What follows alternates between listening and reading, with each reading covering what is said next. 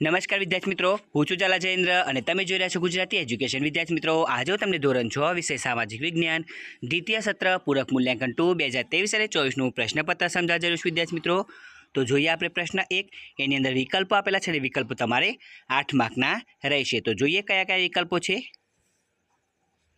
Number 1, Gautam બુદ્ધે સૌપ્રથમ ઉપદેશ ક્યાં આપ્યો? તો સારનાથમાં. બીજો, એશિયા ખંડનો સૌથી જૂનો અને લાંબો રોડ કયો છે? ગ્રાન્ડ ટ્રંક રોડ. નંબર 3, કયો ગુપ્ત શાસક વિક્રમાદિત્ય પણ કહેવાતો હતો? તો એમાં આવશે ચંદ્રગુપ્ત બીજો. નંબર 4, નીચેના પૈકી કયો પર્વત જ્વાળામુખી પર્વત છે? વિસુવિયન્સ. નંબર 5, ઉગતા સૂર્યની સામે ઊભા રહીએ તો પીઠ કઈ દિશા તરફ હોય? તો પશ્ચિમ.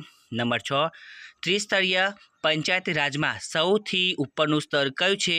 જિલ્લા પંચાયત. નંબર 7, મહાવીર સ્વામીનો જન્મ કયા ગણરાજ્યમાં થયો હતો?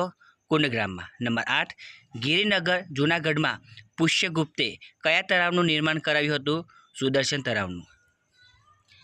હવે પ્રશ્ન 2, એની અંદર ખાલી જગ્યા આપેલી છે. ખાલી જગ્યા તમારે 8 માર્કની રહેશે. પહેલી, ભારતમાં હિમાલય નજીક નેપાળની તરાઈમાં કપિલવસ્તુ નામનું રાજ્ય હતું. નંબર 2, સમ્રાટ અશોકે બૌદ્ધ ધર્મ સ્વીકાર્યો હતો.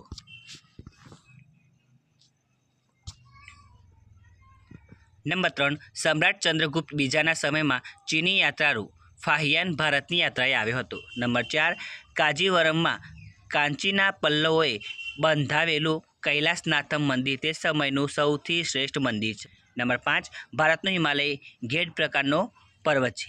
નંબર 6, સાંસ્કૃતિક નકશામાં માનવ સર્જિત વિગતો દર્શાવેલ હોય છે. નંબર 7, નગરપાલિકાના વહીવટી વડાને ચીફ ઓફિસર કહે. નંબર 8, ગ્રામ પંચાયતો વહીવટ કરવા માટે સરકાર તલાટી અથવા મંત્રીને નિમે છે. હવે પ્રશ્ન 3, એની અંદર ખરા ખોટા આપેલા છે. ખરા ખોટા 8 માર્કના છે અને તમે જોઈ શકો છો વિદ્યાર્થી મિત્રો. નંબર 1, મહાવીર સ્વામી બૌદ્ધ ધર્મના મહાન સુધારક ગણાય છે. તો ખોટું. નંબર 2, બુદ્ધનો અર્થ જાગૃત કે જ્ઞાની થાય છે. સાચું. નંબર 3, કલિંગ પર મેળવેલા વિજયમાં સમ્રાટ અશોક પોતાની સામે જ હારી ગયો.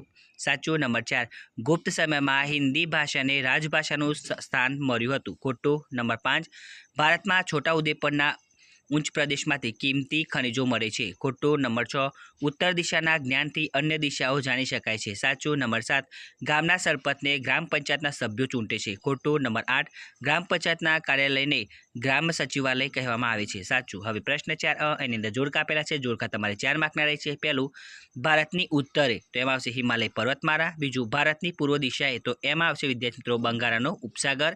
નંબર 3, ભારતની પશ્ચિમ દિશાએ તો એમાં આવશે અરબ સાગર. નંબર 4, ભારતની દક્ષિણ દિશાએ તો એમાં આવશે હિન્દ મહાસાગર. હવે બ, મને ઓળખી કાઢો. બ તમારે 4 માર્કનો રહેશે. પહેલો, હું જમીનથી 3 બાજુથી ઘેરાયેલો છું. અખાત. નંબર 2, મારો છેડો જળભાગમાં અમુક વિસ્તાર સુધી ફેલાયેલો રહે છે. તો ભૂશીર.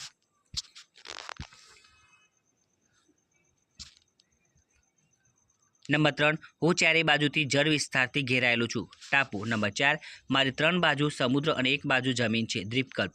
હવે પ્રશ્ન 5, નીચેના પ્રશ્નના ઉત્તર 1-2 વાક્યોમાં લખો. વિદ્યાર્થી મિત્રો, પ્રશ્ન 5 તમારે 8 માર્કનો રહેશે. તો અહીંયા હું પ્રશ્નો કે આન્સરનું વાંચન નથી કરતું, તમારે જાતે જોઈને લખવું પડશે.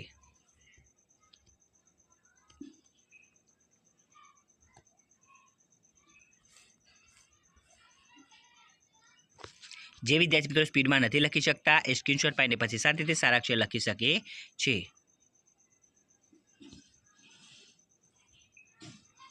તો વિદ્યાર્થી મિત્રો, તમને અમારી આ વિડીયો પસંદ આવ્યો હોય તો વિડીયોને લાઇક કરો, કમેન્ટ કરો, શેર કરો અને સબસ્ક્રાઈબ જરૂર કરો. ધન્યવાદ.